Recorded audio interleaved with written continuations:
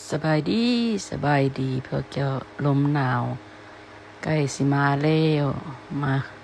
ใกล้สิมาแล้วก็ว่ามาแล้วล่ะนี่นะอันนั้นยังอันต้องแม่นอัน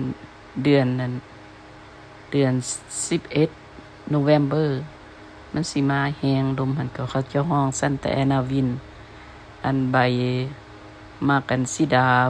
ใบมักลำไยหรือว่าใบมะม่วงนี่เกี้ยงพุ่นแหละค่ะมันมาหั่นก็ข้อยก็เลยมาถ่ายเอาไว้ก่อนมาเห็นความงามความเขียวงามของมันหน้าบ้านค่อยวันนั้นก็พักอีเลิศไปเลิศนี่บ่ได้เดือดร้อนกับลมดอกมันอยู่ลุ่มอันนี้ก็ดอกส้นน้อยหอมบ่ฮู้ว่าลมมานี่ก็คือสิบ่นั่นเพราะว่าลมนี่มันส่วนหลายมันสิอยู่สูงอยู่ทางเทิงอันนั้นสูงกายหัวค่อยไปพุ่นแหละเนาะทางลมนี่บ่เป็นบ่มีปัญหาว่าซั่นซะแต่ทางเทิงนี่ล่ะมีปัญหาอันนี้ก็ปลูกมะเพชรปลูกมะเพชรไปหน้าบ้านเพื่อว่ากันลมมันสิได้กินบ่ซั่นเนาะอันนี้ก็ดอกมันอย่างโบตันมังกรแก้วมังกรก็ยังเป็นอยู่ตลอดอันนี้ยังเป็นบ่แม่นสุดแรกบ่แม่นสุดท้ายยังมีอีกสุดท้ายกำลังดอกหากก็สิเอาดอกออกบักนาวนี่ก็โอ้ยอันนั้นก็บ่หลายก็พอได้กินพวกเจ้าก็เก็บมาเทื่อละ 2-3 หน่วยอยากกินค่อยเก็บมาบ่ซั่นมันเน่าก่อนเอามาไว้ตู้เย็นมันกันภาคอีโฮมนี่ก็โอ้ยคันแม่นลมมาแล้วแก่บ่ทันสำนักพวกเจ้ามันแก่บ่ทันแล้วมันก็เหี่ยวไปเลยก็เลยบ่ได้แกนมันแล้วเห็นแต่บัดนั้นพวกทั้งลมนี่กับทั้งลมนี่โอเคทั้งลมนี่ลมมันบ่ติดดินว่าซั่นซะลมมันอยู่เทิงแต่มักกันมันหยังมักแข้งนี่รับรองว่าลมต้องเอามักกล้วยนี่ก็บ่นั่นบ่เดือดร้อนแต่ว่าใบมันนั่นเหี่ยนเลยใบมันเหี่ยนอันนั้นบักกล้วยนี่มาเป็นยามหนาวนี่ละหน่วยน้อยๆอันนี้ก็ดอกบักฮุงค่อยกำลังเป็นดอกนะต้นมะม่วงสูงๆซั่นละลมพัดวิวๆเลยใบก็หล่นลงมาพุ่นแหละนี่ต้นบักแข้งนี่กับถ้าลมมานี่แล้วก็เหี่ยวไปแล้วเนี่ย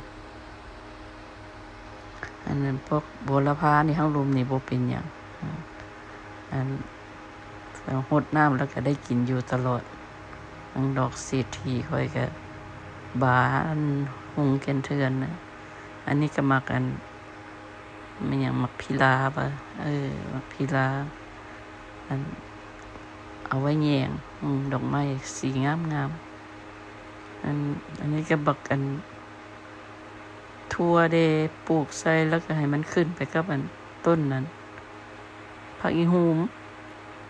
เพราะบ่มีข้างให้มันเด้ขึ้นไปเทิงหลายก็เอาบ่ได้แล้วก็แก่ซื่อๆมันมักฮุงข่อยไข่ได้เพราะว่าผักอีหูมมันบังลมบ่ซั่นแต่ละปีหั่นมันยังบ่สูงเนาะแล้วลมมันพัดมาแล้วมันก็พัดให้เกสรหรือว่าดอกมะฮุงหั่นค่อยบ่ติดอยู่พุ่นอีกต้นนึงพระแก้วอันนั้นก็ต้นนึงต้นใหญ่ๆมันได้น้ำเนเบอร์ปลูกต้นน้อยๆยังบ่ใหญ่ปานนี้เป็นหยังเขาเจ้าบ่รดน้ำบ่อันนั้นก็ต้นขี้หูดค่อยต้นบักขี้หูดค่อยก็ต้นบักใหญ่อันนั้นต้องได้ตัดลงบ่ซั่นมันก็ใหญ่สูงเนาะพวกเจ้าปลาให้มันใหญ่มันก็ใหญ่ดีเด้อันนี้แหน่งของกบบักฮุงอีกอันนั้นต้นนี้โอ้ยหูทางกินปีนี้บักฮุงค่อยออกมาแซ่บคือหยังนี่บักฮุงค่อยทั้งหวานบ่มีแกนอีกซะด้วยเด้อเพิ่นอันนั้นค่อยซื้อบักฮุงธรรมดามากินเนาะแล้วค่อยก็เอาแกนมันหวานลงออกเบี้ยมาแล้วค่อยก็มาย้ายปลูกไปตามบ้านตามเมืองนี่แหละบนใดที่ว่า มันอยู่ได้มันติดมันก็ได้กินอยู่บ่ได้มันก็บ่ได้กินเอาหอมป้อมมาลงนี่อันมื้อนั้นเห็นมามื้อนี้บ่เห็นจักเม็ดจักต้นเลยคือสิแม่นหอยกินเบิดก็เลยเอายามาใส่อันนั้นนักทัวนี่ก็เป็นล่าโมโหว่าสิเป็นอะไรเพราะว่าต้องได้เอาออกเลยอันพบอันนี้ก็ผักกาดใหญ่บงมันไว้บงได้เตนอันต้นเดือนพุ่นแหละอันมีผักอันสลัดว่าสิได้เอาออกมาบงใส่งามนี่ผักหอกผักบัวนี่งามไม่งามนี่ผักบัวเพิ่นงามข้อยก็ปลูกใส่กระถางลงดินเด็กก็มีข้อยยังสะอ่อนบักอันนาวข้อยน้ำหลายๆได้เพราะว่ามันตึงเนาะเพราะว่ามันตึงมันแก่แล้วมันก็น้ำหลายนั่นเมื่อก่อนหั่นเก็บมาไว้เก็บมาไว้มันเก็บมาไว้ในตู้เย็นแล้วมันเน่าทิ่มอันนี้ต้นอันนั้นนี่อันเป็นรุ่นล่าสุดเลยนี่นะอันมังกรอันนี้ล่าสุดมันยังเป็นลายอยู่บ่ฮอด10 หน่วยพุ่นวะอันนี้มันล่าสุดอันนี้นะ